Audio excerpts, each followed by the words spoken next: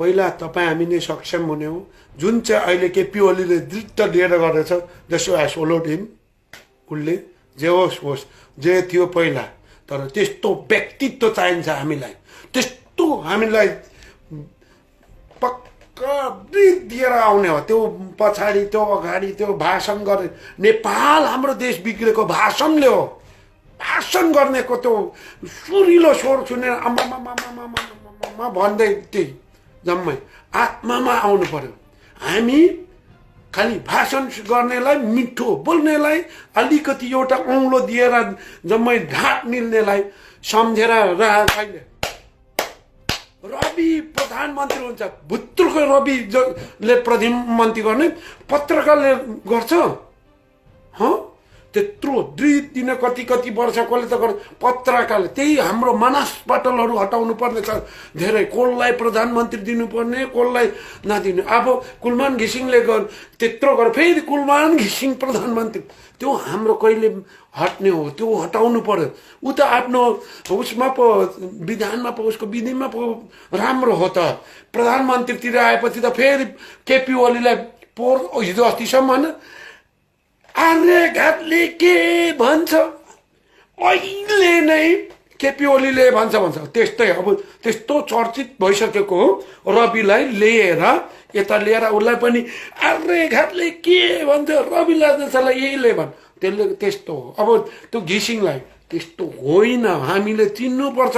हे बुद्धिमान हाम्रो नेपाली जनहरू, त्यो आफ्नो क्षेत्रमा धेरैजनाले त्यो रवि लाने छानेलाई भित्र राखेर त्यो राजनीति कहाँ हुन्छ? ऊ त ऊ आफ्नो उसमा पो छ, विधानमा पो राम्रो छ त, ऊ उसको क्षेत्रमा पो राम्रो छ त नि।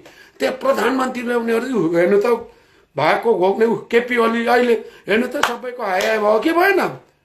हुनु सक्दैन क्या।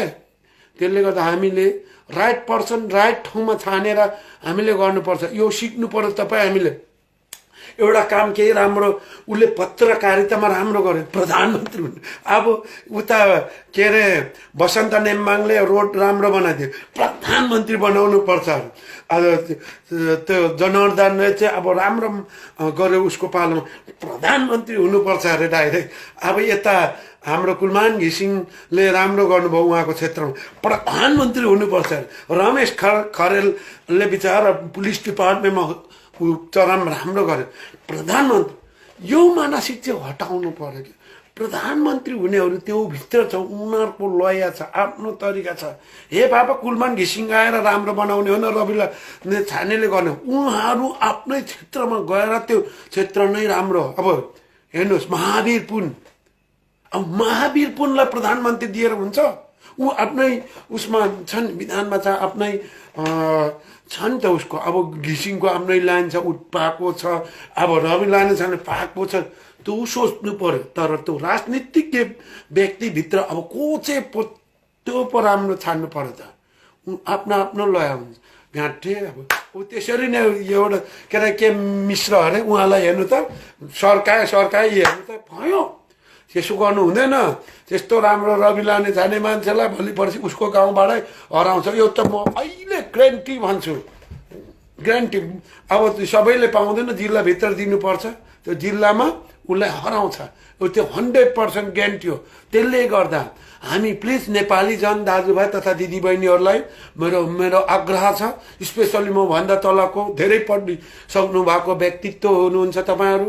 तपाईँहरूले एउटा खेल गर्नुहोस्, त्यो नभन्नुहोस्। उहाँहरूलाई बिचरा मन वरपर नडोलाइदिनुहोस्। त्यसले गर्दा हेर्नुहोस्, आफ्नो मान्छे आफ्नो आफ्नो विधिमा आफ्नो आफ्नो उसमा पुख्ता हुनुहुन्छ, त्यसलाई हामीले अगाडि लाउँ। अनि अरूलाई त्यो सबै के हो त, प्रधानमन्त्री नै जम्मै जे गर्छ प्रधानमन्त्री नै बनाउनु पर्छ, प्रधानमन्त्री नै हुनुपर्छ। त्यो प्लिज त्यो मानसपटल हाम्रोबाट हटाउँ। सम्पूर्ण मेरो नेपाली जन दाजुभाइ तथा दिदीबहिनीहरू, मैले फेरि पनि भन्छु, देशको लागि केही पर्यो, लडाइँ पर्यो, म यो लुगा फुकालेर कुटुक्कै आएर अगाडि दिपु होइन सिपु जहाँ पनि लड्नुलाई म तयारी छु।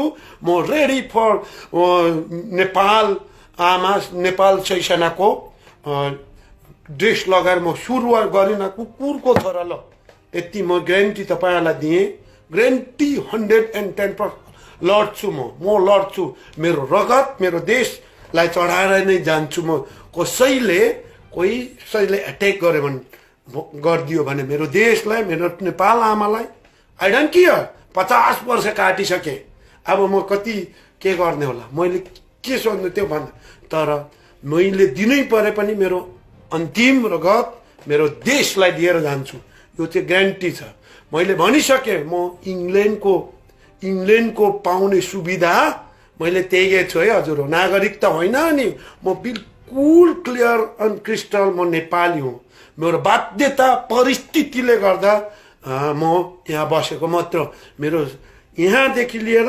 तलदेखि लिएर यहाँ सबै नेपाली हो सकियो हजुर अनि प्योर नेपाली हो म त्यसले गर्दा त्यो सोच्नुहोस् देशको लागि पर्यो भने म सुर्लक्कै प्लेनको टिकट काट्छु डाङडुङ लिएर आउँछु र म देशको लागि लड्छु सकिगयो म जो जसले मलाई प्रश्न गर्नुभएको थियो तपाईँले केही बोलिदिनु पर्यो देशको लागि भन्नु म यति हो हजुर मैले सिकेको मैले जानेको अनि केही पर्यो भने म आउँछु 110+ म देशको लागि लड्नेवालामा छु र सम्पूर्ण हामी नेपाली जन सिङ्गापुर हाम्रो पुलिस मित्रहरू साहबहरू सबै देशको लागि पर्दा आउनुपर्छ हामी र उहाँ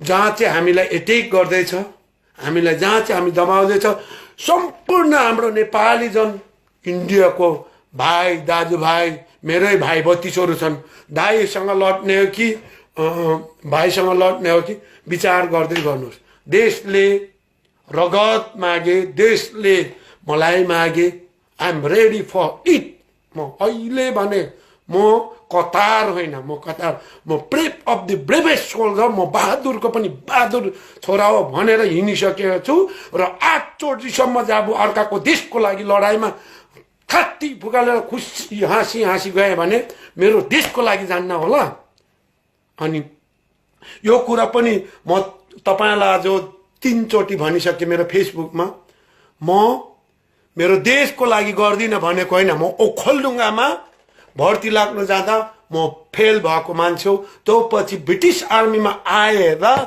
एकैचोटि लागेर कुन्स एलिजाबेथको नम्बर 1 गार्ड गरिसकेको त्यो भाग्यमानी मान्छेले मात्रै पाउँछ सिधै कुरो यहाँ हामी लाख आइसक्यौँ होला अब थोरै यदा कदाले मात्रै पाइन्छ त्यो समयमा म एउटा कुन्स एलिजाबेथको पनि नम्बर 1 गार्ड गरिसकेको एउटा व्यक्ति हो म प्राउड त्यहाँ छ गौरव त्यहाँ छ मलाई चाहिँ हजुर हो त्यसले गर्दा म पुग्दा म कहीँ पनि छुइनँ त्यही पनि ममा जे भएको छ मैले जे सिकेको छु त्यो सिप मैले लाउँछु मेरो देशको लागि मेरो नागरिकको लागि मेरो सबै मेरो उसको लागि है हजुर हो यो चाहिँ म ग्यारेन्टी भनिसकेँ ल भोलि म